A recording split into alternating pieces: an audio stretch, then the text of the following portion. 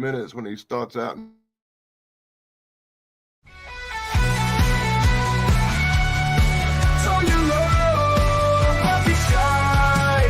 Tug along with the Sunday crew. Geeking out is what we do.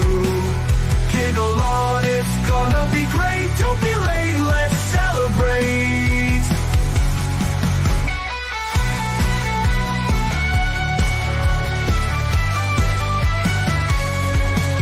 Science fiction on a screen so bright. Old classics and the new delights. The unapologetic geek will lead the way, with facts and fun to fill your day. Discussing every detail, every frame, from the eerie to the loud and the tame. Gig along with all that's great. Those Sunday vibes you can't debate. Tug along with the Sunday crew. Geeking out is what we do. Giggle on, it's gonna be great. Don't be late, let's celebrate.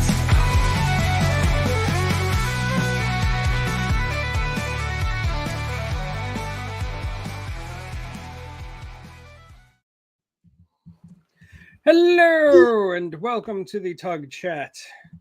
Greetings from South Carolina. Yes, What's we have up a with new that power? panelist. Yeah. So we're trying out this new First time caller. yeah. So welcome Hi, to welcome. Dan, our great Danny Staten from South Danny. Carolina. He's inaugurating us into this new rotation scheme I've got going. Even though today's topic was Damien's idea, he wanted to do it next week instead of this week, so that's why he's not here.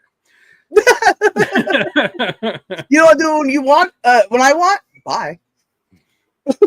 No, Bye. but let's say hi to the people who are here. I mean, Sarah is obviously here. That's me. Sarah, Yeah. what did you get here? I saw Snarky earlier. Yeah, she's here or was. Miss. And she's real. Yes, She. Yes, she. Pons. Vim Vanderstraten is here. Vimmy. Channel member Tracy, her fractured history and more, is here. Tracy Bubala. Always good to see you. She'll probably be on next week Great. too. I haven't decided yet. Whoa. Indy is here. Channel member Indy Spoats. We were just talking Captain about Facts. you in the green room. Yeah. Yeah. Captain Facts, we love you. Lance is here as well. I will have him back as a panelist at some point. I'm not sure when yet.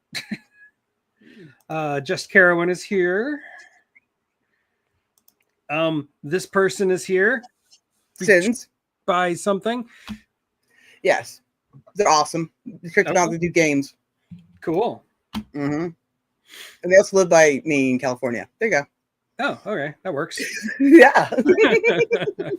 So today we're going to talk about sci-fi movie villains, because I think a good villain makes for really good stories sometimes. And often villains will steal a movie. Like sometimes you'll remember the villain more than the hero. Villains are always more interesting to me. So that's what we're going to talk about. And it can be like comic book movies. It can be anything. You know me, I'm loose with definitions. But I didn't want to make it just any movie villain because that would just that's too broad, even for me. So I'm going to go ahead and just start right off the bat with the easy one that everybody knows, and that's Darth Vader. We got to talk about Darth Vader, of course. I've heard him. Yeah, the ultimate villain. Even A though villain he's so great, 4 people had to play him. yeah. Why couldn't I think of somebody like Darth Vader? Yeah. I know, like last week when I mentioned Darth Vader, somebody in the chat said he's not really a villain; he was redeemed. I don't buy it. His redemption is way too quick. Doesn't really work for me. Like that's not really redemption. He just saved his son's life and killed the Emperor. He still slaughtered a bunch of Jedi and children, and They were children. That is true. That's kind of unforgivable, right? yeah. But then they do it. They're like, hey, any kid. Oh. I'm all about redemption, and forgiveness, but just 10 minutes of redemption is not really enough. And yes, Darth Vader does mean dark father in Dutch. And when they screened the original Star Wars, everybody was like, "Oh, so he's his dad." Like that wasn't a surprise to them at all. I've heard about that. Wow. Talk about giving the game away. And also apparently in the third one, Return of the Jedi, Nien Nub, the guy who's in the Millennium Falcon with Lando and is speaking Swahili, apparently he's saying some really naughty things in Swahili. I have no idea what he's saying. I haven't seen it translated. But just random trivia for you. I did not know that. Really? Wow. I didn't know Swahili. I just heard gibberish. So yeah, I mean, it sounds like gibberish, but I didn't even know it was Swahili until recently, like maybe a couple of years ago. I never knew that factoid. I love it. I can't believe it's gone this long without me knowing it. Yeah. Yeah. I'm sure my brother has always known because my brother is like the encyclopedia of Star Wars trivia. He knows way more than I will ever know.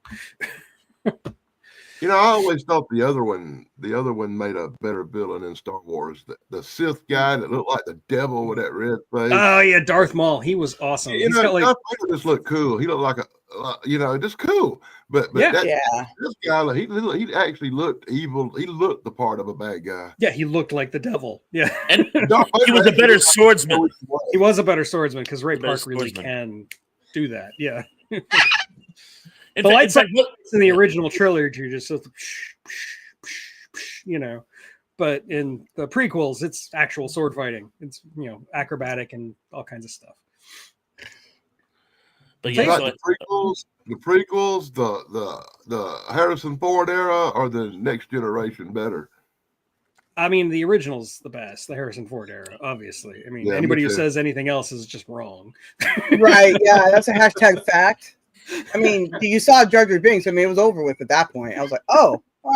I do feel bad for the voice actor to Jar Jar. He was actually a word I can't say, but he considered self-harm at one point. He was so distraught by the hatred that was spewed at Jar Jar Binks. So, because that was not a good idea, and also has to do with him. He did fine. Idea. Yeah, he did it fine. That's the problem. He did good. I mean, even little Anakin did good, but they gave him crap, and I'm like, oh, poor guy. Little Anakin was dreadful. Yeah, that kid though, he got bullied to hell and back, and he didn't deserve it, but he was terrible. He's had a rough life. We'll say. You saw what they gave him to work with, though, right? I mean. I don't even think I could have said those lines are terrible. Like, I'm a person, and my name is Anakin. Yeah, I mean, like they set him up for failure. He couldn't have won if he wanted to. It didn't matter. They set him up. They're like, "Here's some really good lines, kid." They're like, I don't know better." And then as an adult, we're like, "Oh no, poor kid." George Lucas had a choice between this kid, Jake Lloyd, and the kid from AI. Who's actually a really good Haley Joel Osment. Yeah, Haley Joel Osment, and he chose Jake Lloyd. Why? Ruined Jake Lloyd's life. It did. It totally ruined Jake Lloyd's life. And I do feel bad, but he was dreadful. Oh, he's awful. He's absolutely awful. There's but look what they gave him the work. He could, even if they gave him something quality and he messed up, then that's one thing. But they didn't give him anything quality. They're like, hey, here's some AI junk. Kind of makes sense. Say those words. The dialogue in all of Star Wars. The dialogue in all the Star Wars, even the original. I was going to say Obi-Wan's dialogue is horrible, but the way Sir Alec Guinness delivers it makes it riveting. It's like it's all in the inflection. Let's face facts. He was the number 7 from Star Wars. In fact, there was a running joke at the time when that movie came out. They took the kid from Married with Children and made him Anakin because they even kind of look alike.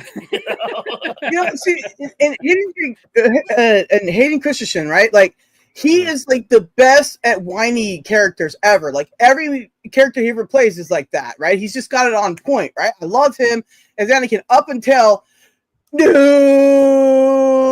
was like, oh, that's it. We're done now. I disagree, Indy. He's not redeemed. He's still villain. Well, if Indy agrees with you, then I agree with you even more so than I already did before. Because Indy said so. That's right. We started out talking about Darth Vader. We kind of got into like a whole character study of the quadrilogy. But yes, no. Darth Vader is hands down the greatest villain of science fiction. He is the high watermark.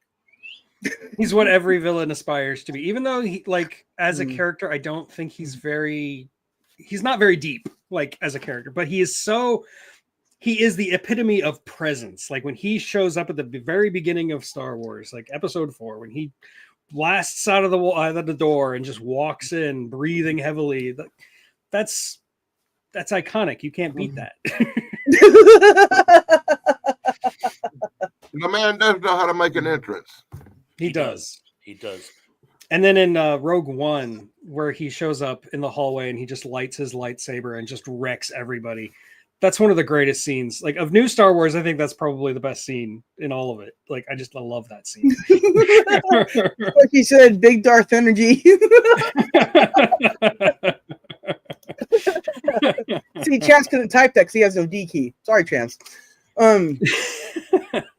He would talk about Darth Vader. Yeah. Yes. We were all working on it. We were all like, yeah. So I don't spell, so I was waiting for you guys to say a thing. So I don't know. I don't really have a whole lot to say about Darth Vader. James Earl Jones voice. Oh yeah. David Prowse man in suit. I've seen the David Prowse version where you have David Prowse's voice, and it's goofy as hell. Right? Yeah. I was like, oh wait. Yeah, don't do that. They didn't. I was like very proud of them because now they would. This is like this high pitched, like Cockney. It's so bad. It's so weird. Yeah. Well, plus, then it's like muffled by the helmet too, so it's even worse. That's the same reason why he didn't have any lines in Clockwork Orange. Just stand there and be beefcake. Don't say anything. Your voice is not right. It doesn't fit the body. It doesn't fit the body type. Which is a pity. David Prowse was amazing. No, he's but great. Again, the voice to body ratio by James Earl Jones's voice, but I mean his physical performance is actually really good. He does a lot with very little movement. Yeah. And is it true that he didn't even know the line that "I'm your father"? The line they gave him to lip sync was, "No, Obi-Wan killed your father." Yeah. And he was pissed because you couldn't even let me in on the secret. I was delivering the line and you wouldn't tell me. Yeah, I think the only people who really knew were George Lucas, Mark Hamill, and James Earl Jones. They're the only people that knew. And the people in the Netherlands. Holland. There you go. Holland, the Netherlands. What's the difference between Holland and the Netherlands? I've always wondered about that. I don't know. Well, those ones are down below, and never mind about Holland. I'm just an ignorant American. What do I know? They got one thing in common. They got the fire down below. The furthest I've been in my country is the Caribbean and Canada. One's got a lot of ice, and one's got windmills and dikes. I do know that the Dutch. I worked at Epcot for a while, and they have the World Showcase where they have like people from every country, and like they bring in people from those countries to work there, and they would throw these parties behind. They would throw parties on Disney property because they were staying in these like little Disney hotels, basically that were just for them. And the Dutch women knew how to party. That's all I can say on this stream. Anyway, Darth Vader. I do feel bad for Hayden Christensen because he is a really good actor, and I will die on that hill. I do like him, but like with everybody else in Star Wars, if you can't deliver that really clunky literary dialogue, it doesn't work. And Hayden Christensen as Darth Vader, as Anakin Skywalker, just comes across as a whiny emo kid. Or sand, it gets everywhere. It's all yeah, and like, it doesn't sand work. is his big nemesis. Darth Vader will be defeated by sand every time. The prequel trilogy, kind of like the original trilogy, the only actor who actually comes out clean is the guy playing Obi-Wan Kenobi, Ewan McGregor. He's great. He's awesome as Obi-Wan. He's the only one who can deliver those lines and make it sound convincing. Well, but Natalie Portman was dreadful. Yeah, she was awful. She was dreadful. I mean, she was cute and she was convincing but as far as actually delivering the lines, I wasn't buying it. I just wasn't. Yeah, that dialogue was killer. Like it murdered actors. It was so bad. One of the reasons Darth Maul is such a great villain is because he's got 3 lines. Well, yeah, then he got chopped in half. I mean, that was memorable. We shall have a revenge. He even says it with that sort of like dripping with like anticipation. I mean, it's just he came off great. Oh, and the scene where he's fighting both of them really. Obi-Wan and Qui-Gon. Qui-Gon Jinn. When they keep dropping these force fields, and in one scene, Qui-Gon is on one side and he just kind of goes into this like meditative pose, but Darth Maul is like he's like a caged leopard, and he's just going back and forth, waiting for that screen. Yeah, and that's just like so intense, and I'm like, and it just for an otherwise appalling movie, that was a really great scene. Well, I gotta say hi to a couple new people. We got Thomas McCluskey in the house. Tommy. Gary Carpenter. Hey. Cursed Zero. Darth Sephiroth. That's kind of cool. Say my hero. I mean, I guess Advent Children is a movie, so we could talk about Sephiroth, but I'm not going to. Well, all right, then. He's one of the best video game villains of all time. But he's not really the villain of Final Fantasy VII. But that's a whole nother conversation. Anyway. All right, this is not Final Fantasy. Good, because I have not kept up on that. It's a whole different era of geekness in my brain. Compartmentalize, Yeah. Well, I mean, yeah, if we were to talk about video games, I'd be all about Metal Gear, so we will just skip all that. Yeah. And Austin Benninger Gaming. Oh man, Metal Gear. I remember when I was in college and not sober, and I got to the end of Metal Gear Solid 2, the one where like everything just goes completely nuts and he's got like nanites in his brain, and you get the game over screen that doesn't say game over, it says like mission mailed instead of mission failed, and all that crazy trippy stuff is happening. I was just like, what is going on? Turn off your console right now. And of course we did too when we were playing it. We turned it off and we were like, wait, why do we do that? It's cursed. This is cursed. Well, yeah, then he gets wow, I don't know words. He gets abducted by aliens. It's just amazing. Love that games. Gary Carpenter Thresh says that his insurance adjuster is from Fall River, Mass, and he says hi. Oh, hello back. Yeah. Fall River. Not far from me at all. Just to the side of the bridge. Hello to Austin Benninger. I know the little guy. He's from one of our wrestling live streams I do. Yes. Oh, nice. Yes, he's a head mod over there in my channel too, so you better behave over there. Austin's got the power. And McCluskey was doing a Love Boat marathon.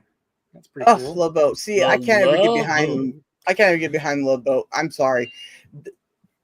Just kidding. I can't. I get behind it, but I really like to get on it. Love Boat's actually pretty good. I didn't like it as a kid, and then one day I was an adult and I watched it and I was like, oh, this is okay.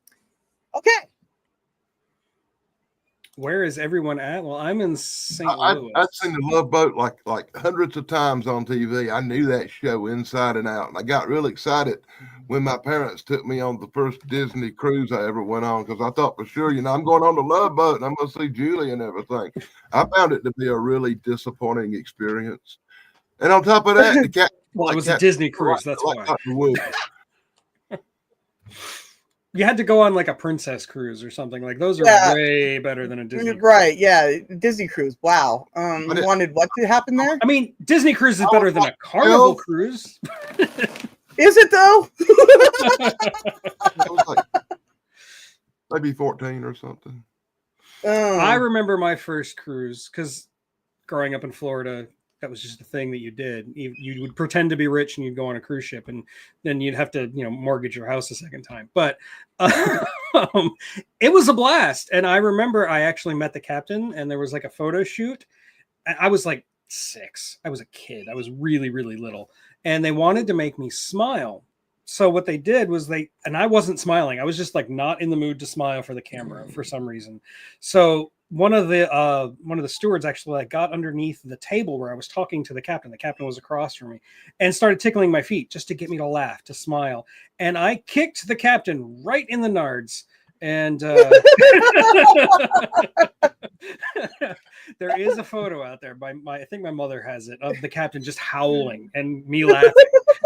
Because that made you smile. Because yeah, that's funny. That's great.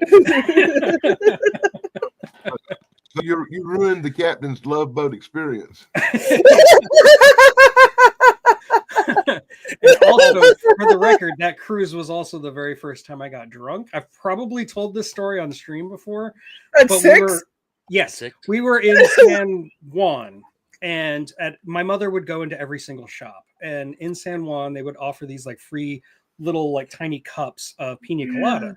And my mother assumed that they weren't giving these to children with alcohol in them. So she was just assuming they were virgin pina coladas. And my brothers, I had 2 older brothers, they thought it tasted nasty. So they were giving them to me. And I'm like, this is great. I love this stuff. And I got so hammered. And like later when I was back on the boat, doing its rocking thing, I'm walking in a straight line. Like that's how drunk I was. It was so yeah. That was the beginning of my descent into alcoholism. Unfortunately, I can't tell no story involving Puerto Rico on the stream. Save that for Tuesday. We'll pick that up. You're lucky to have your stomach pumped. Oh, I was fine. Yeah, I survived. Oh yeah, dude. He's natural. Speaking of make a kid smile stories, so the story goes in the first The Omen. Oh, and by the way, Damien, I think, would count as a villain. Probably that's more horror than sci-fi, but my point is made. But in the end, where he has that, no pun intended, that devilish smile at the end where he breaks the fourth wall and kind of goes, you know how they got that epic smile? The director was yelling at the kid, don't smile. Don't. This is a serious scene. Don't smile. And so the kid's fighting. He's like, but it worked. It's like, so when I saw that as a kid, that scared the BGs out of me. I don't know. It just really like stayed with me all these years. And the whole thing was sort of a joke between him and the director. All right. The Kolchak episode, The Werewolf, was set on a cruise, and werewolves also have nards. Thanks, Mom. Yes. Well, the male werewolves have. Yeah, the male werewolves. Yeah. Females have wolfies. I don't know. And actually, if you do have motion sickness and you go on a cruise, make sure that you get a room at the bottom of the boat. And it sounds counterproductive or counterintuitive, but if you're at the bottom, like as far down as you can get, you don't get as much sway. Yeah. Oh, I sway, baby. That's how I got my in-laws to go on a cruise when I got married. Like so. The last time I went fishing, the harbor master yelled at me for going too fast inside the inner harbor, and I go, "What's your problem with boats moving quickly?" And he goes, "Wake up." I've been working on that one. We'll keep working on it. I will. The pieces are all there. We just gotta. Well, lurk away, Tracy. It's good to know that you're there. Lurk away, lurk away. Snarky, I do. I have lots of range. It's from laughing to laughing.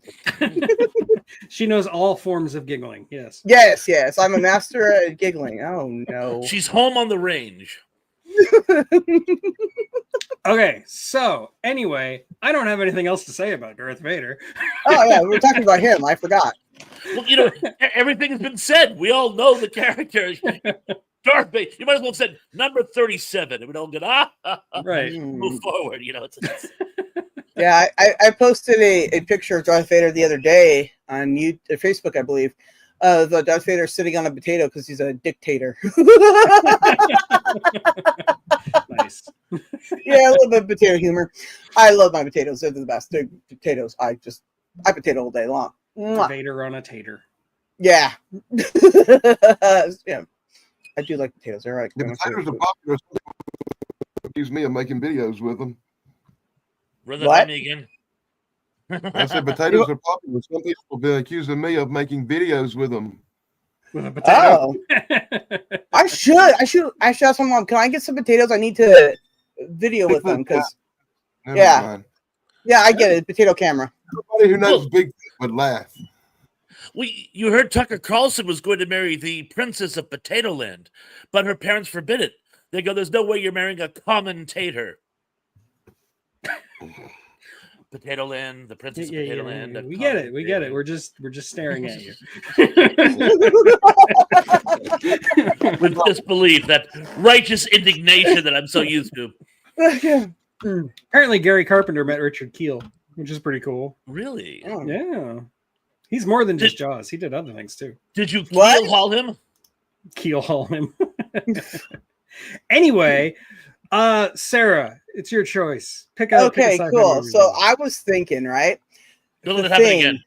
Oh yeah, you're right. I'm sorry about that. But I did, so I thought about The Thing, right? Because that's sci-fi, and also The Thing is just very formidable because it's a shapeshifter, and also, very just going to kill you. Doesn't really care, and it's just an awesome movie, right? I mean, it's pretty realistic if you think about it, right? That kind of thing could happen. Maybe it is happening. I don't know. Would you know? I wouldn't. Till it's too late. But The Thing, man. But here's the question, Sister Sarah. Big walking. Here's the question. The Thing is just trying to survive, and this is what it does. It has to take on other life forms and absorb them and ingest them. Is what it's doing evil, or is it simply doing what it needs to survive on a hostile alien planet? And So, would that in fact make yes. it a true villain? But yes, it would, because I don't want to be consumed. I prefer to be the individual I am. So to me, it is a villain, right? However, you could say, "Oh, poor thing, here, you can totally absorb me," and you'd be like okay with it. So there's that point of view as well. But for me, yeah, no, villain, just villain, because you came here, I didn't go there. Okay, you're gonna eat me. I didn't want you to. No thanks, villain. Point conceded. Once again, I swear I thought she was talking about the original giant walking carrot. The walking vegetable. Yeah. Yeah, I did not think, until she started talking about the shapeshifter and all that. I think the original one was more of a villain, whereas it can be argued that the shapeshifter thing was literally just trying to shapeshift into the organisms to survive.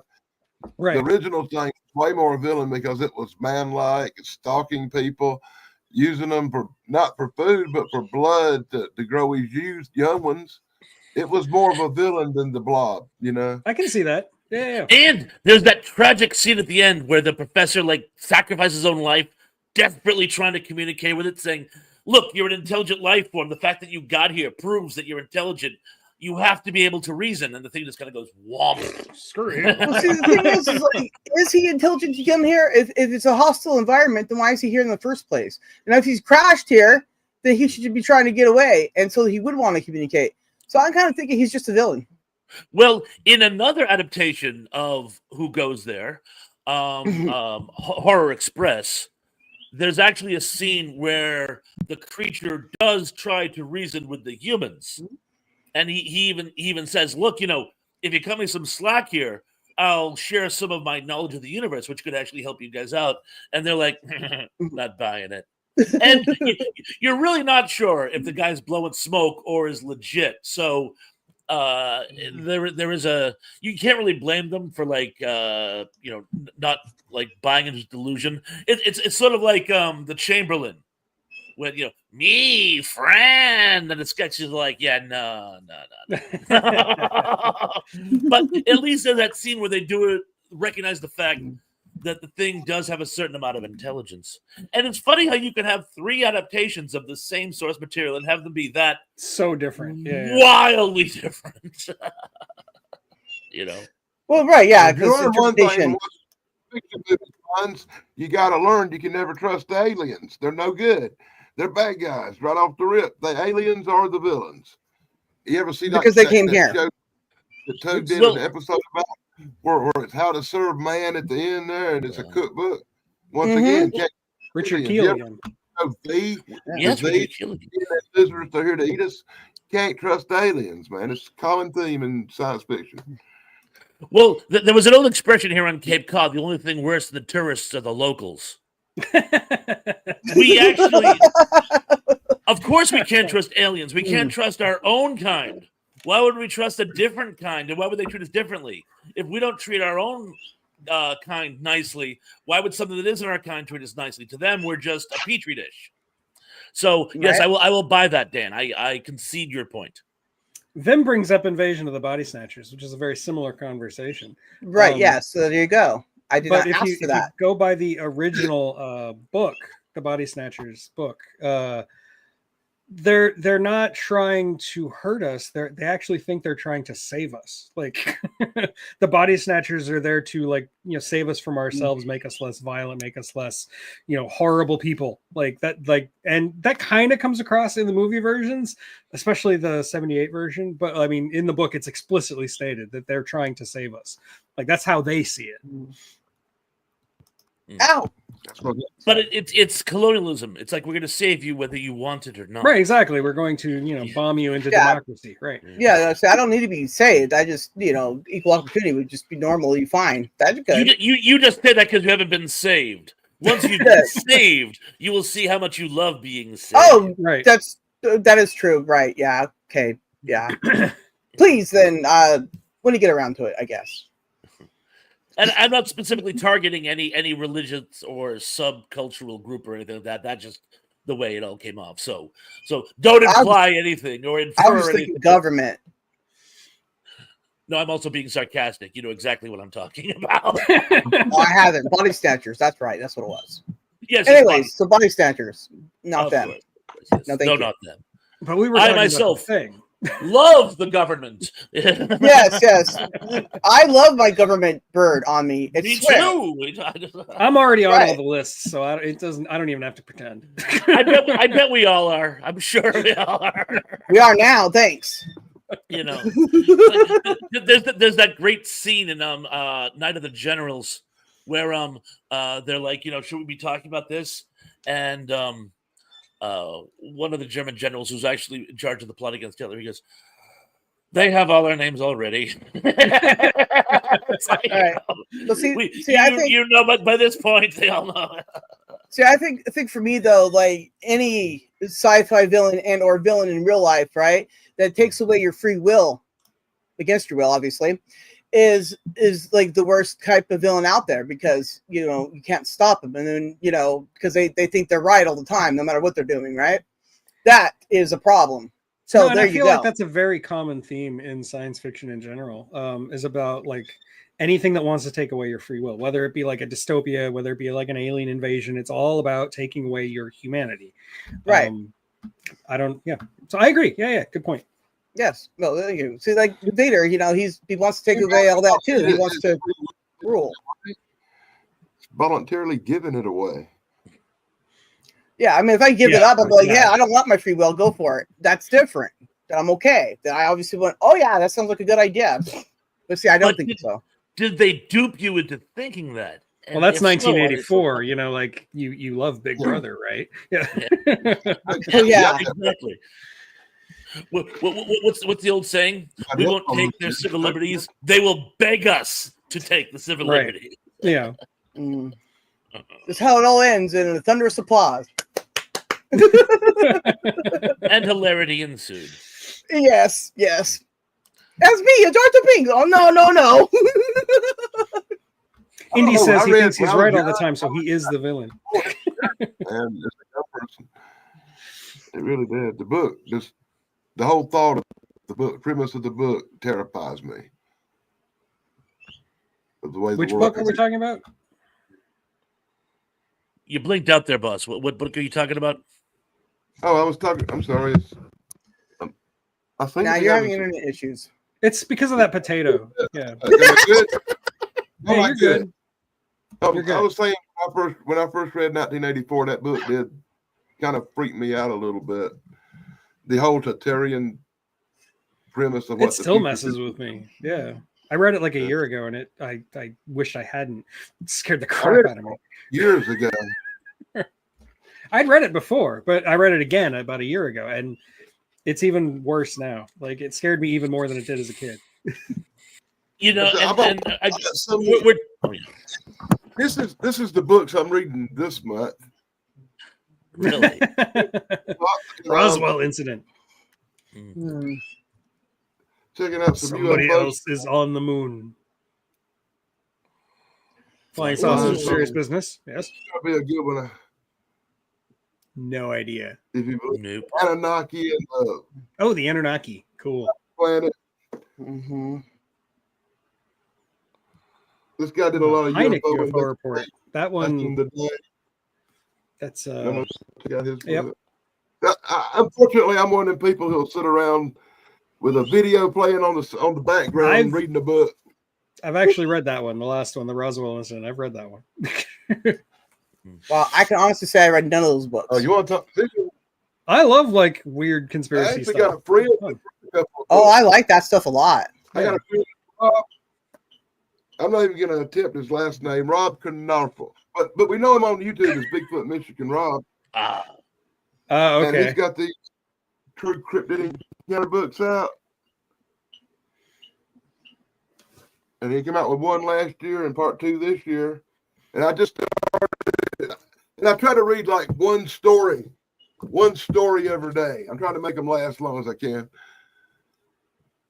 So I don't read a bunch of them at one time. I just read one cryptid encounter a day. You just read one a day. Wow, that's crazy. That's like a vitamin. One cryptid encounter a day. Just take one. For everybody, there's a one a day.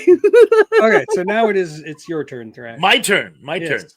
Well, I'm going to, in the spirit of, we were just talking about 1984, because he was actually on my list.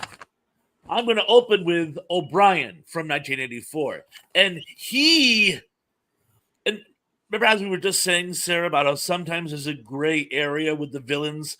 Sometimes they're simply trying to survive, but their survival puts us on the wrong side of them. Or Darth Vader, where he was a tragic character who becomes a villain. O'Brien has virtually no redeeming qualities. O'Brien is basically, he's a shill. He's an underground mole who literally dupes people into going against the party so that he can punish them for going against the party. And it's not, He's a and cop. it's not, yeah. He's a tyrant, is I think the term they would use these days. But the worst thing is, and there's that wonderful scene where they bring Winston in to room 101, I believe it is. Yep. And O'Brien's there too. He's like, O'Brien, they got you too. And he goes, oh, they got me a long time ago. And it's like, oh, fiddlesticks. And while he's being tortured, it's weird. It reminds me of the sociopathic ex-army colonel my mother was engaged to at one point. He can't just win and take the moral high ground. I'm teaching you a life lesson. He has to win and say, and I'm not doing this for your own good. I'm doing this just to show you who owns who. Winston actually says to O'Brien, I see now that the party, for the sake of the people, it has to regiment the people and keep them in line like this. And he says in so many words, oh, no. This has nothing to do with the good of our people. It's solely for the purposes of the party staying in power. We don't give a flying fish about the people. We need to keep them basically living hand to mouth so they can't take our power by one iota. And the parties, it's not this, because you want to think of it as a sort of Hobbesian state where at least what they're doing is for the good of the state. It's doing for the good of you. And again, that's why I say O'Brien has no redeemable qualities. And the fun, I don't know if you've seen the movie. I'm talking the one specifically with John Hurt. Pardon me. Richard Burton plays O'Brien. And my understanding is he was actually clinging to life when he was doing that movie. He was actually dying of cirrhosis of liver while he was making it. And you can tell he's actually falling apart on camera. But it was I believe his last role. But he put a great emphasis on it. Yeah. And I think it was an amazing swan song for an amazing actor who died tragically too young. But yeah, since 1984 was brought up, I had to open with O'Brien from 1984. Yeah, that works. There you go. That's okay, Pickles. Oh, Pickles agrees Golden with Rage you. of TV is here. Hello, Yes. stopping Hey. by. Hey, What's going Pat. on, my brother? You've got to go check out his channel. It's so good. Yes, I think we can all agree with that. He is amazing. Yes, He that certainly is is. amazing. It's all Dan's fault that I know about him. Dang it, Dan. I let everybody know about Pat and Tug and Thrash is what I do. Always Yes. dropping links and promoting my friends' channels. Which That's is why why we love still him love so you, much. Dan. Yes. Even though you're just crazy and you're always using potatoes, you're just dang amazing. You know, What's that come I to? just realized I am like a living, breathing sundial at the moment. You are. Because- yeah. Yeah. In case you're wondering, my kitchen I window wanted is right over there. sparkly vampire And, twilight. but it like started like over here and is gradually working its way down across my body, and I'm trying to sit in a spot where it's as least obtrusive, and I'm failing miserably. I like But when you're anyway, leaning back just right and it just hits your nose. It kind of looks like you got the the zinc on your nose. Yeah. Oh, it's like a sparkly vampire from Twilight. I'm a monster. Well, we knew that. Snap. You nicknamed my daughter after the It's okay. Loch Ness monster. We all are. Don't worry about it. Yes, Pickles. Pickles Just wait wants 7 me minutes. It'll be fine. to, Pickles wants me to tell you, Pons, that she approves of your pickle hat. Okay. Ah, thank you. Yeah, she keeps interrupting, and I'm like, okay, I'll tell him. It's pickle approved. Okay, so Danny? Dan, I guess it's your turn. Dan.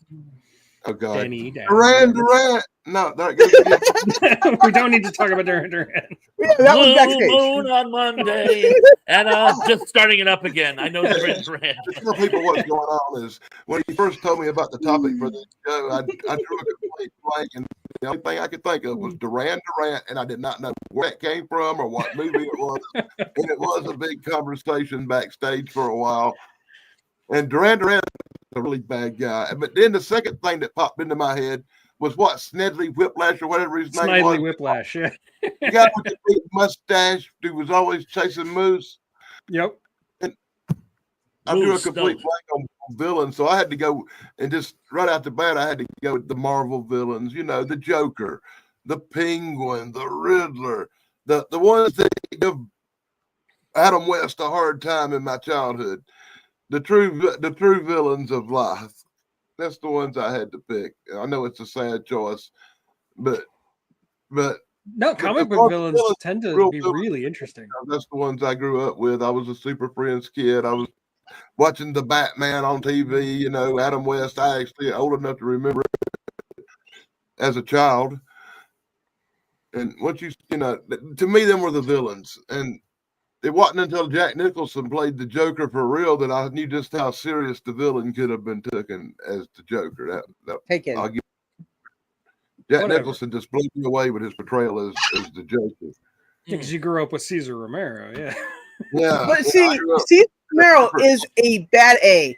He did the whole thing with that makeup over his stash. That He was refused to epic. shave it off, yeah. Oh yeah, I don't blame him. I would not.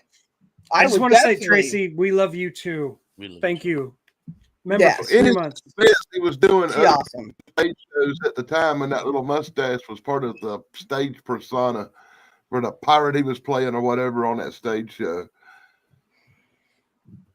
Indy says he keeps shark repellent on him just in case now. Yeah, you have to. You have to. That is a fact. Classic. Mhm. And did you ever notice that in his brandy sifter, he's always drinking milk? I just love that man. No, I never noticed that. I never noticed that. Yes, he's drinking milk in it always. It's like, yes, you know. If But no, milk's I good enough always for Batman, find- it's good enough for me. I always find, especially in comics, like I was saying before, I always find villains more interesting than heroes. And I think in comic books, that's especially true. I think villains are what make the heroes more interesting. Like I think the Joker and Batman, which is DC, not Marvel, but whatever. I feel like the Joker makes the Batman more interesting because he's such a perfect foil for him. And he wasn't created to be that. The Joker was just a throwaway villain that was created for him, but like he became the antithesis of Batman in some way. And I love that in comic books, how you can always find a villain for any hero and just become like the opposite and really like highlight each other's character qualities. And I love that about comic book villains. Well, the thing about the Joker is he has a really tragic backstory. I mean, while he's on that job that goes awry, where his friends kind of betray him and he gets the chemical burns, while he's away, his wife, who is pregnant, dies in childbirth. So it's like he has this like episode which literally turns him from a petty crook into a supervillain. And I love in The Killing Joke, I've always loved this. I have to reread it someday. I haven't read it in 30 years. But when Batman finally gets him and he tells him the killing joke, if you run across the beam of light, and the guy says, no, you'll turn off the flashlight while I'm halfway across. And they both start laughing maniacally. It gives the game away that both the Joker and Bruce Wayne are absolutely gonzo. Oh, they're nuts. Insane. They're both two insane people. Just one went one way and one went the other, but they're both equally insane, and it makes the perfect counterbalance. So yeah, the Joker is one of the best villains of all time. Agreed, completely. I don't feel so bad for picking him now. No, not at all. And I do consider that science fiction. I think most comic book stories are science fiction. Well, yeah, but particularly Batman, because so much of his stuff is. Exactly, it's gadgetry. That's science. Like I remember wonderful. Batman movies, and I took him in to see this one Batman movie, and it had Arnold Schwarzenegger as Mr. Freeze. Oh yeah, the Bat nipples. Batman and Robin, the infamously bad one. Let's be serious, but What are you talking about? That was so amazing. My kids were laughing so hard at Mr. Freeze being Schwarzenegger that they disrupted the theater.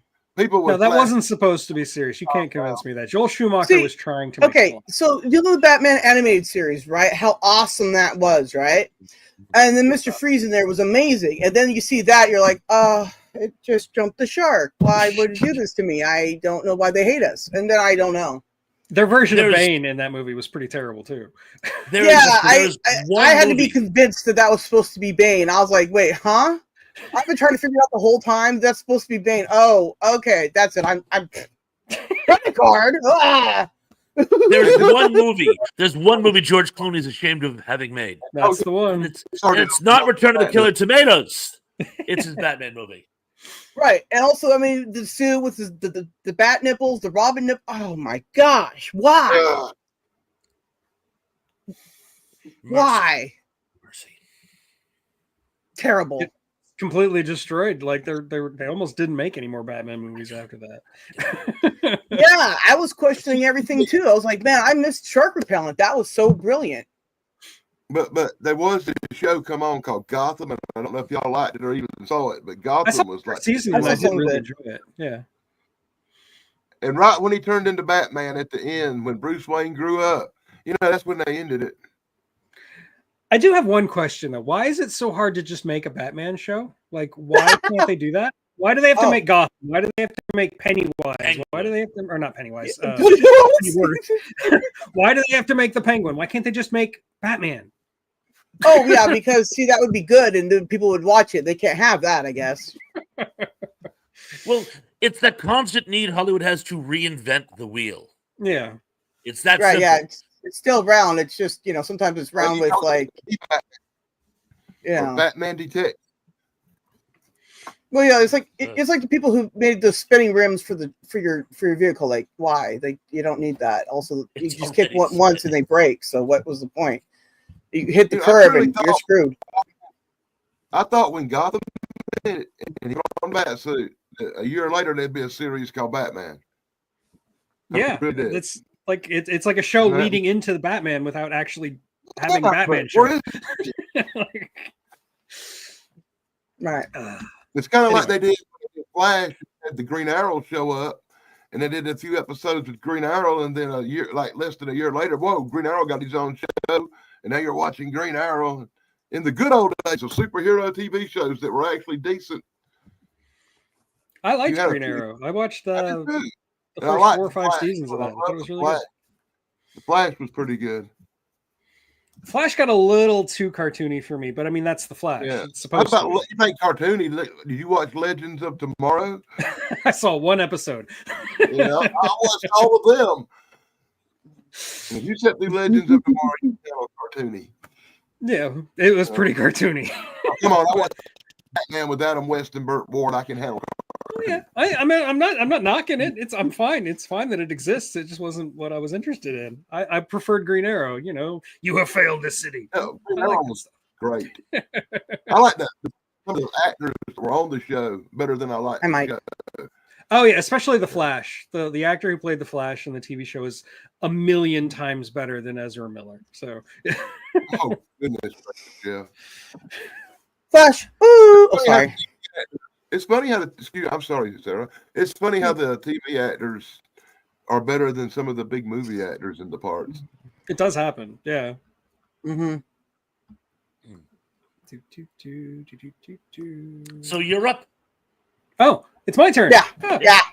Okay. Let me look at my list real quick. Well, since we got Sarah here, I guess I got to talk about a Star Trek villain. But which one should I talk about? I know which one you're going to pick. Yes, I will talk about Khan, specifically Ricardo Montalban as like the perfect foil for William Shatner.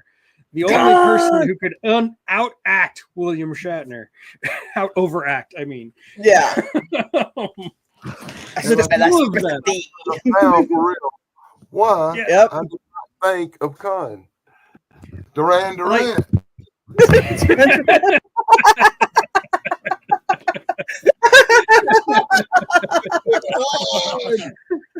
hit me, Khan Noonien Singh. Full name? Khan Noonien Singh. Yes. Noonien. Yeah. I always put a D in there, like Kondo. You know, Kondo. Yeah. Dude, I liked it.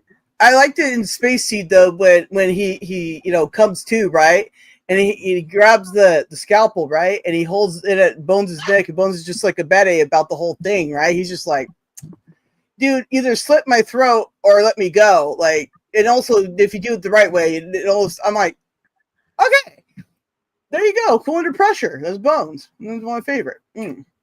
Where's Kelly? I actually got a fun series of Star Trek Khan comic books in a box over here, and if I knew we were going to talk about them, I'd have had them ready to shed the covers. Oh yeah, you should have seen it coming. You know, Khan, yeah, more iconic than Duran. I can't see nothing. Oh, and by the way, Ricardo Montalban, as you know, suffered from a chronic back injury. Yes. For most of his career. It had actually happened not long before he did that episode, but he was such a professional, he insisted on doing it still. But if you notice, he's always got his hand on his hip, as if he's like swaggering from room to room. He's actually in unendurable back pain while he's doing his scenes, but he just is like trying to man through it. Yeah. Yeah. I remember one time he did like a telethon for some back type of charity or something like that. Anyways, and he went on this big old spiel about his back, and I remember going, I was incredibly bored, but then when he started talking about this back stuff, this was before I had any back issues, right? Then when I got back issues, I had a flashback, like Quadrant Kane style, wah, wah, wah, wah. Anyways, and I remembered that. I was like, yeah, I know the incredible pain. Yeah, good job. Like Indiana Jones, man, he's sitting there doing all his stuff with oil back pain too, and I'm like, all right. And when he did Space Seed, he actually refused to take any pain medication because he thought it would affect his performance. So yeah, no wonder he's so sweaty. That's hardcore. Yeah, he's super sweaty too in that one, so I get that. Most of the fight sequences were done with a stand-in, though. So true Star Trek fashion. Like if you see, like when you see Khan and Kirk fighting each other, that's not William Shatner and Ricardo Montalban. It's so obvious too. It's like right? Yeah, so I mean, it's 100%. Like I used to as a kid, right? I didn't realize they were stunt doubles. I didn't know about that at the time, right? So when I would watch these things, I would think like when people fought, they looked different somehow. I don't know. It was weird. I don't know. In the original script for Star Trek II, they were supposed to have a sword fight. Like, I don't know how that was going to work. I don't know where that would come from. Why would they have swords? Well, because they They broke were into gonna have a Cthulhu's quarters and stole his swords. That's it. I don't know. But that didn't happen because Ricardo Montalban was only available for a few days and they couldn't like work the schedule out. William Shatner and Ricardo Montalban never met on set for Star Trek II. And in fact, they never actually share a scene in the same room. They talk to each other over like communication, over like the view screen, but they never actually appear in the same room together because of scheduling issues. And I think that makes it a better movie. Like I think it is better that they never actually meet face to face in the movie. Mm-hmm. So It does, yeah, you're right. Also, that is his real chest. That is not a chest piece. One thing I always kind of bummed me out is Space Seed has like one of the coolest. Wow, this would be so. He even said at the end, "Wouldn't it be nice to go in a couple hundred years and see what has come of this?" And what happens is 40 years later, they're all dead. Totally forget. They just totally forget. It's a really anticlimactic second story, if you think of it that way. Don't get me wrong, Star Trek 2 is amazing. Or 5. Huh? Yeah. And why does he recognize Chekhov's face? Chekhov wasn't in that episode. Well, yeah, I know. I mean, right? That is like one of the best. That's because bloopers. they didn't show Chekhov in the episode. Don't mean he wasn't on the Enterprise. You just saw him on like a crew roster or something. But he wasn't even in the crew at that point. But yeah, he wasn't even like on the show at that point. Yeah. Yeah, so I can see why Chekhov would just remember them because he read a log one time. He was like, Botany Bay, that sounds so familiar, weird. Oh my gosh, you got to get out of here. I can see that. But Khan's like, yeah, I totally remember your face. Chekhov was mopping the floor on the lower decks with the whole incident. Before he joined the crew. Okay. No, he could have still been on the crew, just like a lesser. He wasn't a bridge crew yet. Not on the bridge yet. He was promoted to the bridge. They would have gifts. Yeah, see, Indy's got it. He just memorized the crew roster. Yeah. Yeah, I said it and then Indy repeated it. Yeah, there you go. And Chekhov remembered him as a historical character. Well, yeah, because he's Khan. Botany Bay. It covers everything. That's another thing. That's another in Space Seed. Spock has to give this like mini history lesson on who Nonian Singh is. Nonian Singh is, and it's like, would you have to give a crash course in the history of who Hitler was? If he was that big of a character, my guess is Shatner would have already heard about him. You wouldn't have had to fill him in. You know what I'm saying? I mean, we're talking the eugenics wars. In the Star Trek universe, that's a pretty big deal. But it's been 30 years, and we don't remember the eugenics wars that happened in 1997. So, well, yeah, when Voyager went back to 1996, I still didn't see any of that. I mean, it was a slightly different timeline, but nonetheless, Q messed with the timelines. That's what happened. Q messed with the timelines. Yeah, true. It's all right. Q. Yeah, Q did it. Most people don't remember the wars that happened in 1997. Much less the TV one. Well, yeah, you raise a valid point, but in Las Vegas when they had the Star Trek, experience. ride there, Star Trek experience, right?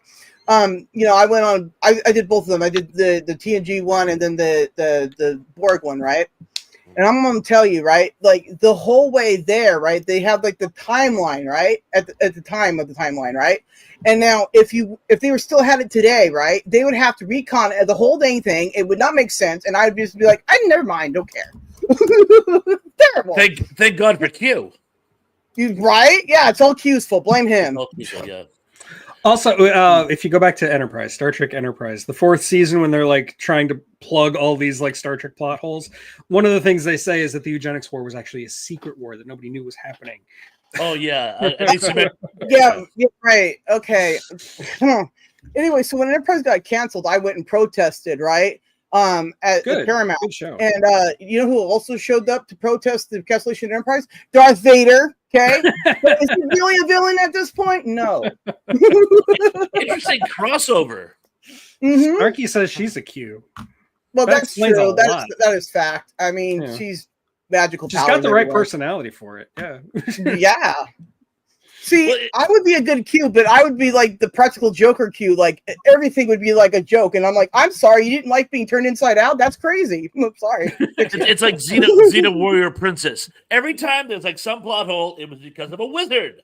Oh, wizard. okay. And Xena dies like all the time. It's crazy. I don't know how she keeps coming back until the last season. When you want her to, you're just like, oh, she's just dead now. Okay, I'm watching this now. It's no longer Xena, is it?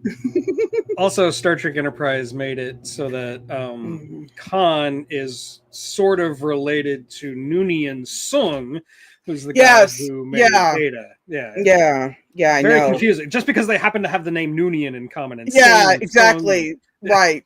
That was brilliant. I was like, oh yeah, the Klingons are like, and this is also how we became Ridges. And I'm like, this is why we didn't have Ridges back then. Yeah, that's something we do, but we can't talk about that. But people are going to notice, right? I mean, they notice. That's one of the best lines in that DS9 episode where like Worf shows up in the Trouble with Tribbles, and like, Worf, why don't they have ridges? And he's like, we don't talk about it. I love that. But also, it's not in any books at all. No. It's just recounted from the galaxy, the whole universe. How? If you try to like plug all of the plot holes in Star Trek, it's just a losing battle. It's like midichlorians. Don't. Just leave it alone. Listen, it's a religion of bacteria. I worship them too. You see? You see? Your stupid minds. Sorry. All the different incarnations of Star Trek you got now, you can pretty much do anything anyway. Oh yeah, with Star Trek. Oh yeah. Picard made sure of that. They're like, hey, listen, remember all that stuff you liked? We're not going to do any of it, and we're going to make it terrible. And I was like, why? You don't have to. It's terrible. Why would you do that? Everybody going to die. Why? Okay, I'm done. Well, now it's your turn, actually. So you get to pick another. Oh, okay. Writers. Oh, wait, that doesn't work. Okay. We are evil. Villains. Okay. So if we're going to do a Star Trek, right? Because, of course. Here's a good one for you, okay? The Q. Are they villains? Because, like, they mess with things and they don't mess with things. But, you know, they also say don't mess with the Borg. But we all know the Borg turned out to be pretty funny. So that was interesting. But anyways, but the Q. But are they, though? You know, they're omnipotent, right? You know, they could wipe us all out instantly. Why don't they? And also, why don't they, you know, take more interest in the galaxy? I don't understand the Q. What is the purpose besides to just have one Q mess with us? They're the trickster archetype. They're, you know, they're your Loki. They're your, you know, Bugs Bunny. They're just agents of chaos. That's what the Q right. is. So the thing is like at any minute, you know, you could just upset them and they could just wipe you out. There's another problem there with people with omnipotent powers, right? You know, you don't consider to be wiped out. When you look at it that way, the better question is not are the Q the villains, and we're trying to rationalize them. Humans are the villains, and the Q are trying to rationalize us. I mean, that's the whole point of Next Generation, the first episode and the last episode. Exactly. The trial of humanity. Exactly. Right, but see, the thing is, they were like us at one point. So, you know, the thing is like their existence now is stale and stagnant. So what's stopping them from, you know, doing all that? Have they already wiped us all out before and then brought us back? Like, it's weird, right? I mean, they could have like completely eradicated everything and then realized that the universe was boring and then brought us back. then brought us all back and then still exist in a stagnant, you know, realm. Like that's in itself is, you know, villainous, right? There's no progression, right? So that's a subplot of A Stranger in a Strange Land, is that the Martians view us, and they're not saying we're good, and they're not saying we're evil. They're saying that they will contemplate it for a few centuries and get back to us. Oh, but just so you know, there was a 10th planet in our solar system, and the Martians decided that they weren't good, and that's why there's the asteroid belt between Mars and Jupiter. So if you're found obsolete, make your mind right, you know. And that's basically what the Q are. So I'm not sure you can label them a villain. They could certainly do villainous things, but I think it's the idea that the mirror is being turned on us. Oh, and by the way, what does everybody think of the theory that the Squire of Gothos is actually the child of Q and the female Q from the other side in the Civil War. And See, I could see that, but also they say that the Guardian Forever is also like a Q experiment. So was that, you know, one of those things that they were, you know, see, like I said, they're villainous, right? Because like if it is a Q experiment, say the Guardian Forever, right? Then at any point anybody can go there and just wipe out our existence, or maybe even their own, right? Again, anything with omnipotent powers can be villainous, and also I would treat them as a villainous thing, because at any minute they could just go and you're gone. Well, I think it's a pretty common like sci-fi trope that, like, you know, when you get to that ultimate power, that ultimate like stage of evolution where you just become everything, you become the universe. You know, you get the Infinity Gauntlet with all the stones, or infinite power. Yeah, you ascend like the ancients. In either Stargate or Childhood's End, or I mean, it's a thing that's very common in science fiction, and Star Trek likes to take these tropes and explore them in their own universe. So I think that's where the Q comes from, and it's ideas that they had dealt with before, like the Squire of Gothos, like whatever his name is, and what's his name from the first episode? We got the Illusions out there too. They're pretty Charlie X up there, and Charlie X. Charlie X, yeah, there you go. Charlie X. In fact, I heard somewhere they almost got sued because Stranger in Strangeland. Well, Charlie X is Michael Valentine. Let's face facts. Charlie X.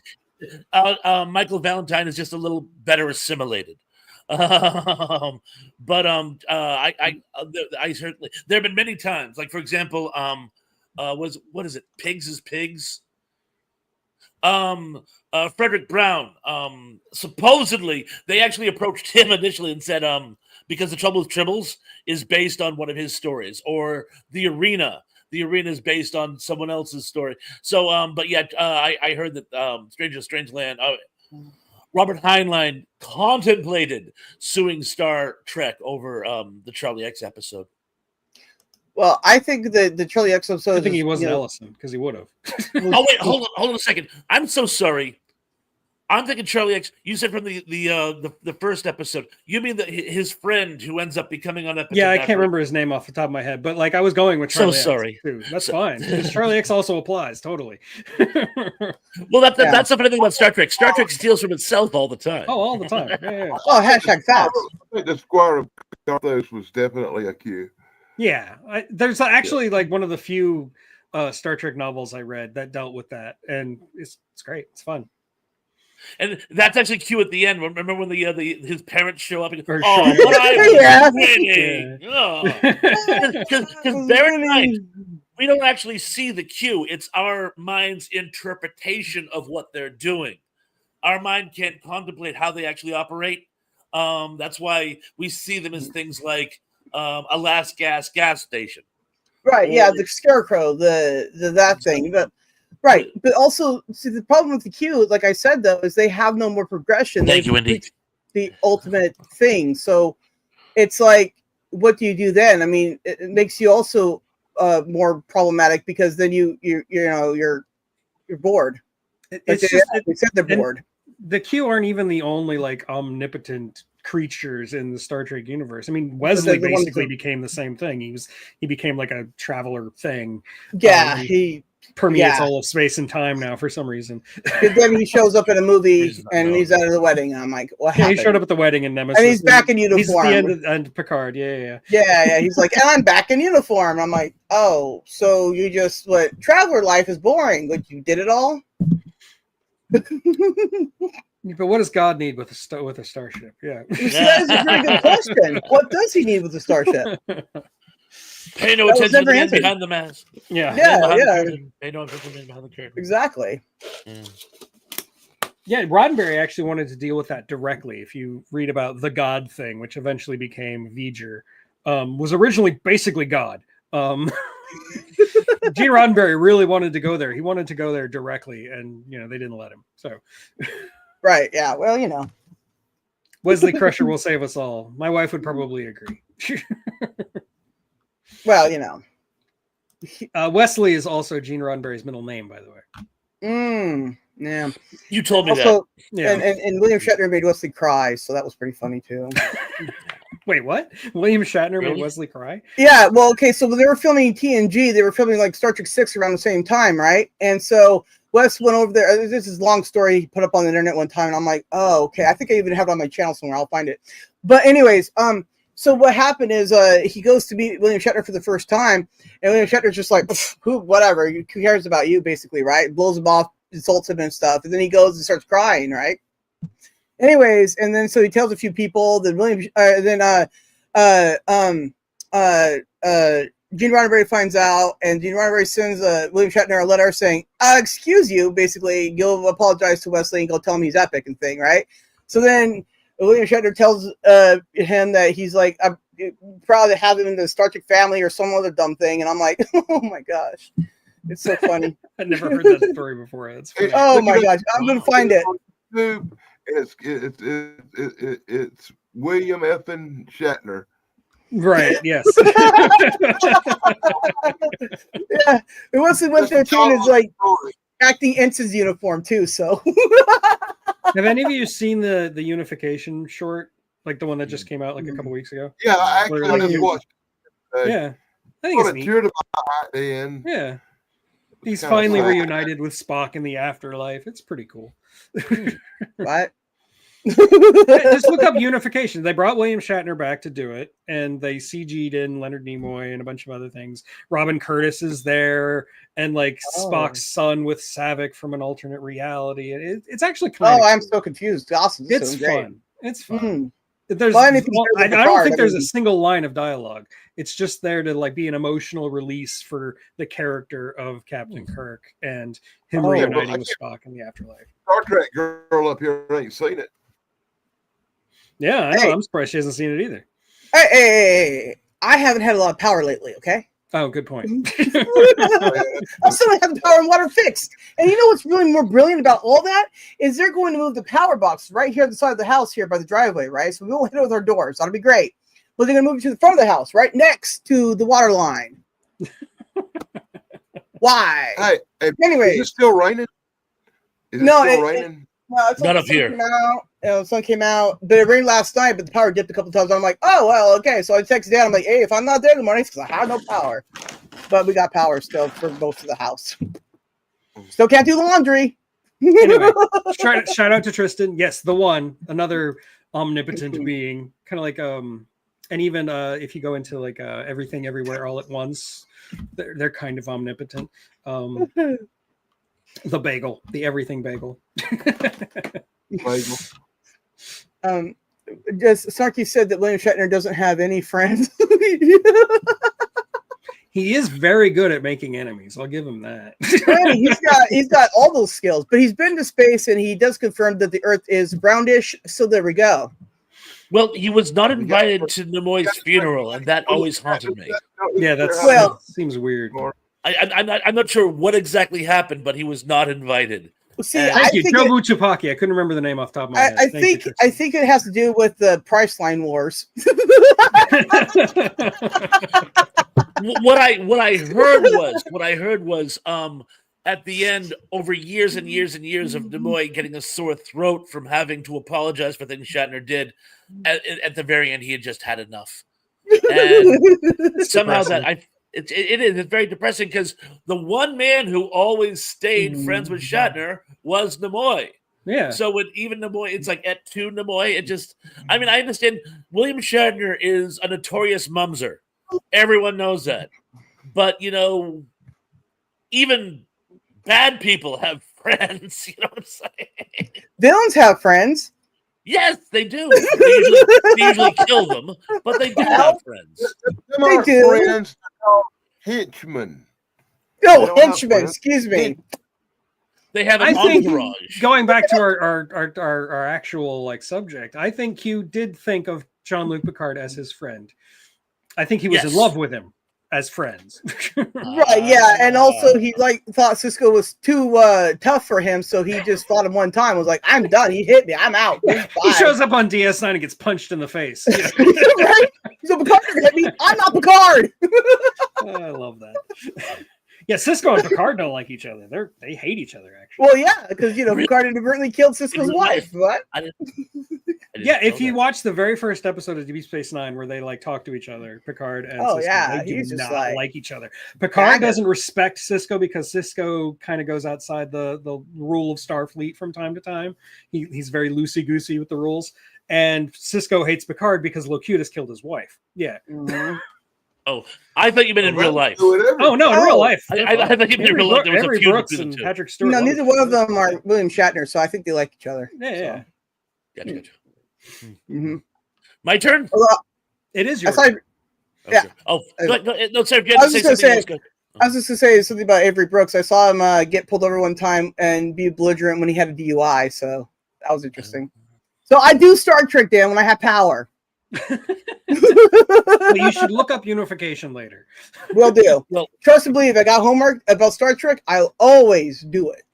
Because it is actually official Star Trek canon. Like it was made by the Star Trek people. It wasn't like just a fan thing. Yeah, but you've seen what they. Never mind. We've already I know, established that. I know. Writers are the villains. I know how You got you feel. that. But I Go still on. say there's hope because Brave New World is still awesome. Yeah. Okay. So I just haven't had any way to watch that, but I hear about that. I'm like, that sounds great. And also, I like Lower Decks. That's Oh fun. yeah, Lower Decks is good too. Yeah, That's that's a lot of great. fun. Very simple. Mhm. Okay, Pons. Before you freeze. Yes. So, as a tip of the hat to Indy, who actually mentioned this specifically, and Tom McCluskey, who I've talked about this with on several occasions, I have to go with Black Wolf from Wizards. Wizards is it's as you know, it's one of my. It was the movie which introduced me to the whole post-apocalyptic subgenre. Love Ralph Bashki. It's such a fun film. Any movie where you have mutant Nazi zombies on one side and dwarves and elves on the other, how can you not have fun with this? And I must say, Black Wolf he's your typical black wizard, evil wizard archetype. That's the whole thing. It's the good wizard and the bad wizard, and they fight and they become mortal enemies. But there's more to it. I mean, Black Wolf is just cool. I mean, he lives in the post-apocalyptic wasteland. He digs up former Nazi memorabilia to galvanize his army. His capital is called Scorched One, and that whole scene at the end where he and Avatar is like, "Join me, brother, and we shall rule this world." And he's cliche, but there's nothing wrong with cliches, particularly with villains, as long as you can have fun with them. And you certainly do have fun with Black Wolf. And So- if you like tell any random person, imagine an evil wizard, whatever they picture in their head probably looks like Black Wolf. Might have flesh on his arms though. Oh yeah, true. That That was Wait, thin little stick arms. Yeah. Wait. Does he have skin? No, on his arms. Okay. His hands have flesh, and his shoulders do, but it's just bone in between, and it's Oh. really kind of But You he's got the know? long white beard, and Beard. his skin's all And- dark gray, and he's got red eyes. Red Yeah, yeah. eyes. It just sounds gooey. And No he has thanks. this intense voice where even when he's not yelling, he sounds like he's screaming. Is the boy human or mutant? Mutant, my lord. The next one will not be.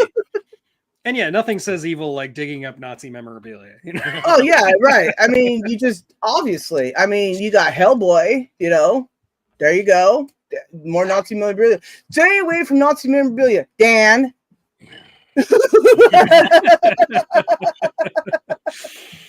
Actually, I've Who seen some of those doesn't have comic books. some World War II German Put in my immediate knickknack around their vicinity. house? I used to have a Stahlhelm, but my wife made me sell it. Hmm.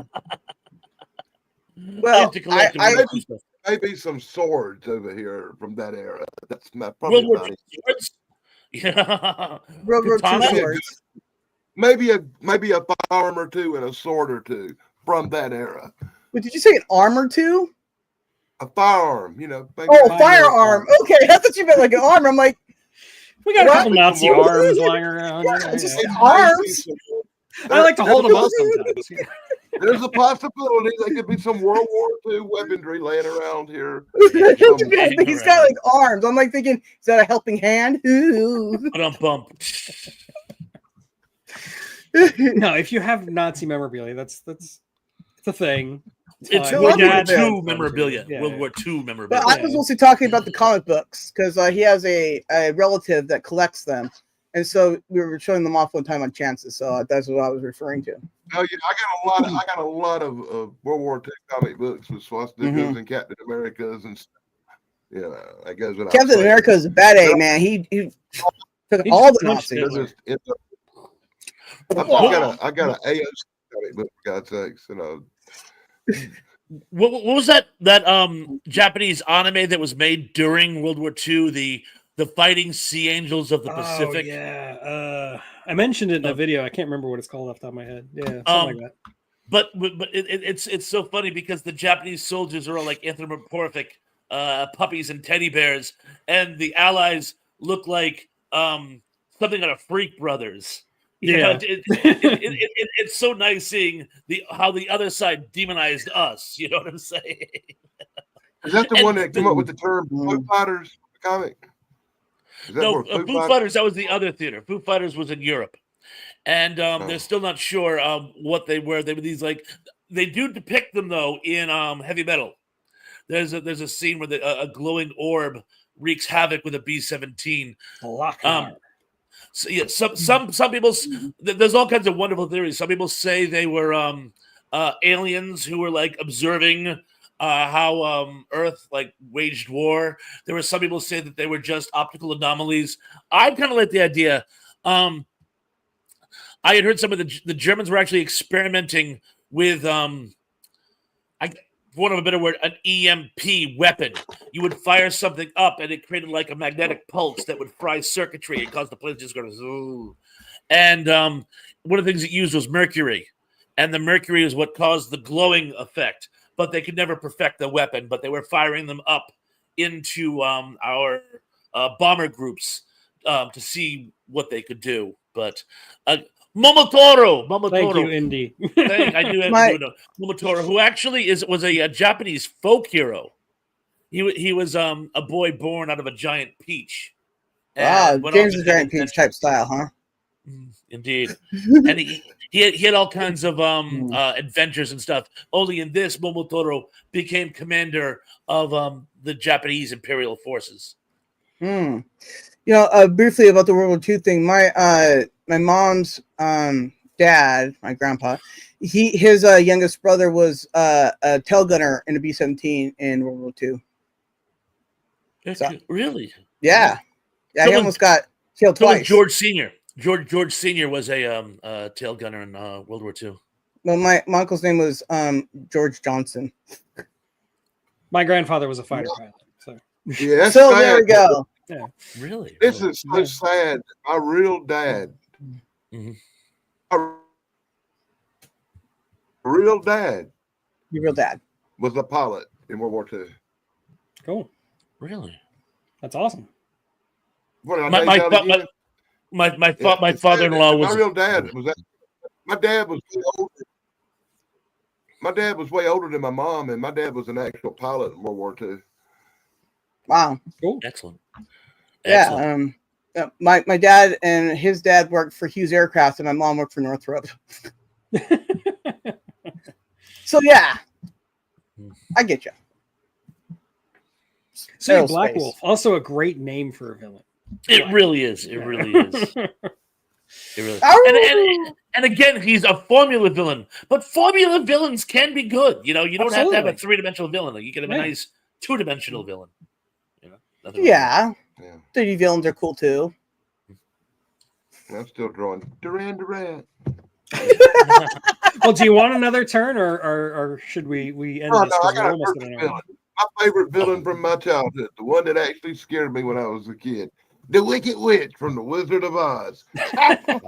Very topical. Yeah. Very topical. That was, to my 7-year-old self, that was true terror. Those flying monkeys are scary, man.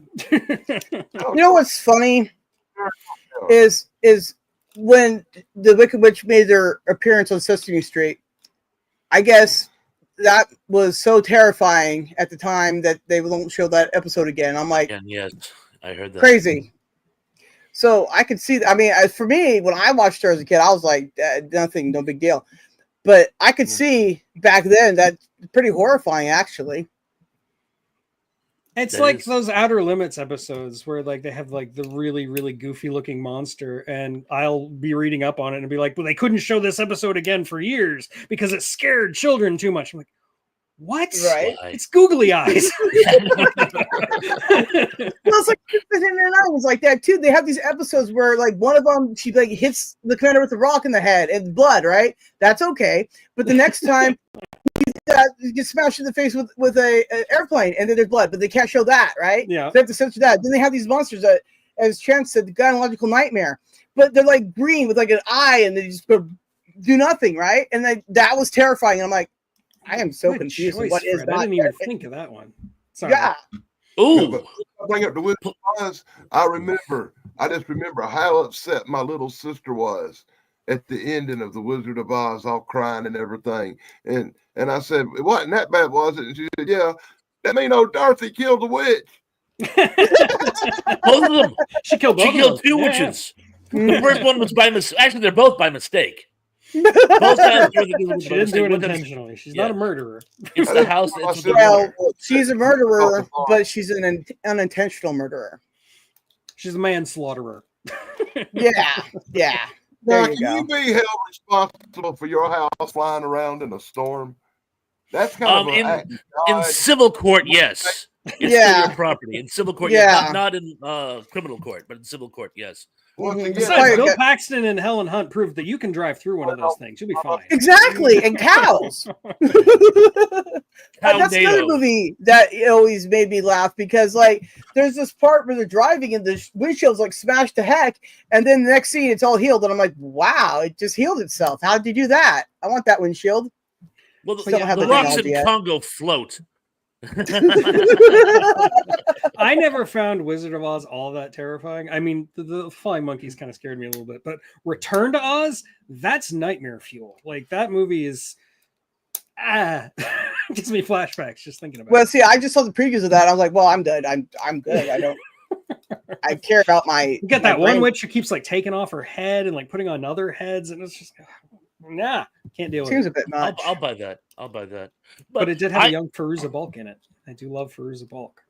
Who's Frieza Bulk?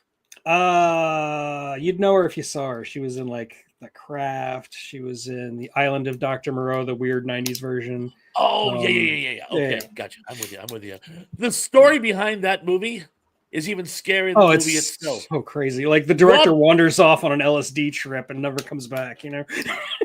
And Rob Morrow had a nervous breakdown. He said that's what actually killed his career. No. He wanted off and they wouldn't let him off, and he finally had a nervous breakdown, so they let him off. But then he became like plutonium in the Hollywood circles. It's a very sad story. And Val Kilmer, as always, everyone despised working with him.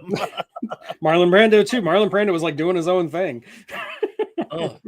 So yeah, the documentary about that is actually is chilling. And speaking of the Wizard of Oz, I still want to make my post-apocalyptic adaptation of Wizard of Oz. It's a perfect set. The Scarecrow, they call him Scarecrow because he's like emaciated and disheveled, right? The Tin Man is a former riot control cop who ran out of bullets, so now arms himself with an axe. And the Cowardly Lion is just some guy's been living in the woods so long he's gone feral. And what happens is Dorothy and her attack dog, Toto, their community's been overrun, and now she's trying to get to another one and meets up with these friends. And it's like a whole post-apocalyptic thing. And I think I can market it. How Well, did see, you that's vanish so quickly, Dan? You because just his camera disappeared. froze. Yeah. I think somebody's using the internet and it's drawing my signal a little bit. More Yeah. sympathetic I could not be. They ain't got no sense to know that I'm on a live stream, apparently. See, yeah, Pons. So Circuit's right that. Yeah, Okay. just write the thing. Yeah, I'm down. If you want to make it a cartoon, I'll help you with voice thing. I'm Ooh. really good at barking, I guess. I can play Toto. Yeah. I think it would work great as animated. That's a great idea. That's a great I idea. think so. You know, I think there's already something like that, Pons, called Tin Man. Yeah, but A Yeah, mini Pons Sasha could- Fred mentioned that Yeah, earlier. man. Yeah. Pons knows how to write things that don't make people cry. and it's futuristic. Have you ever seen that? No. I think we I haven't talked seen it about either, but I know of it. There's Yeah. a futuristic show called The Tin Man. It's based on Hmm. Dorothy and the Wizard of Oz, but Tin Man was a cop in Oz, and you just got to see it. It's Google it. Well, I remember Oz, that prison show that had nothing to do with that at Yeah, that had all. nothing to do with the Wizard of Oz. Or I know. I was sure like blown away, but I watched Oz and like, wow, this has absolutely zero to do with that. So I don't know what I was thinking when I watched this. So I watched it some more. I don't remember all this like prison Yeah, cults and- I guess that's what happens. You look behind the curtain, you see that. And how can anyone enjoy? Speaking of Wicked, how can anyone? Which we weren't, but I was saying it was topical. Oh, thank you. I was stand saying corrected. It was a TV series. It was a TV about the series. whole thing. excellent. How can anyone enjoy Wicked, where the Wicked Witch of the West and Glinda the Good Witch are friends, when we know how this is going to play out? They're both going to Oh. be slaughtered by Dorothy. Yeah. Well, yeah, Glinda's survives. yeah, Glinda survives. You're right. You know what? It would, in my opinion, it would have worked better if they had used the Witch of the East. Yeah. If it had been the two sisters. Because like Yeah, as a and the prequel, it would character make more of Wizard sense. Of the East is so it's a blank slate. You can do whatever you want with it. Anything you want with it. Yeah. You know, and we know for a fact that Wicked Witch of the West and Glinda are enemies down the road. But perhaps that's something to cover in the play. I haven't seen the play. I haven't either. Well, me neither. Also, don't plan to. Yeah, Apparently, I if you're a either. fan of the play, the movie is really good. But the movie looks terrible to me. I have no interest in the play. It's like, Right? Yeah, it's like Cats. Like I don't really want to see the play. I definitely don't want to see that movie. I'm happy Definitely. that you have it. If you love that sort of thing, it's fine. I don't care. Mrs. Thrash wants to see it. I may end up seeing it because of that. If I do, I'll give you guys a painless rundown. Take some caffeine. It's 3 hours long. Well, I was like, you don't really have to, Pons. You can save us all. It's okay. Yeah. From what I heard it's about from Wicked, don't put the promo code in on the internet. Just saying. Okay. Well, I think on Wicked Witch, I think we're gonna quit. I think we're done. It's been an hour and a half. Thrash, are you on tonight? I'm on at 7:30, and tonight's trivia game will be a Thanksgiving-related entertainments. Looking forward to seeing you all at 7:30. Please all join me. Please. Did you say chicken feet? Chicken feet. Oh, turkey. Sarah, Dan, do you have anything to promote? This Tuesday I'll be live because I didn't have the show last Thursday because power crazy. So we'll be doing that Tuesday. Now Thursday is Thanksgiving, so Snarky was going to do a Thanksgiving show. Hopefully I'll be able to join her for a brief moment of time. So that'll be good if you guys have no Thanksgiving plans or you want to, hop on the internet because family is crazy. Then hop over to Snarky's definitely. She should be giving you all the Thanksgiving trimmings on the internet. And otherwise, thusly, that's what I got planned as of current. Okay. Well, I'll see you guys all tonight, hopefully. If not, I'll see you later and have a great Thanksgiving. Yep. You too. Bye, Everybody, Thrash. I've got nothing planned because it's the holidays. I'm going to eat turkey. Good for you. Yeah. Maybe See you, come back Pons. spring. I'm clicking the button now, so goodbye. Bye. Thank you and good night.